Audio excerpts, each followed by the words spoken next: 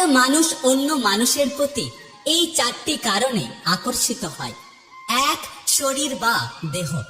2. চেহারা বা রূপ। 3. যোগ্যতা বা ব্যক্তিত্ব। 4. মনের আকর্ষণ। যে আকর্ষণ শরীর বা যৌনতা থেকে তৈরি হয় তার স্থায়িত্ব সবচেয়ে কম। বেশ কিছুদিন তা পেলে ওই জিনিসটার প্রতি আর আকর্ষণ থাকে না। 2. এরপর হলো চেহারা। এটা স্থায়িত্ব শরীরের আকর্ষণের চেয়ে বেশি। তবে চেহারা সুন্দর হলে আর তার সঙ্গী বিশ্বাসী হলে তার প্রতি আকর্ষণ থেকেই যায়। বেশিরভাগ আকর্ষণ চেহারা বা রূপকেন্দ্রিক হয়ে থাকে।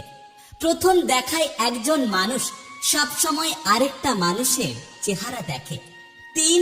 এরপর হলো যোগ্যতা বা ব্যক্তিত্ব। সব থেকে বেশি টেকসই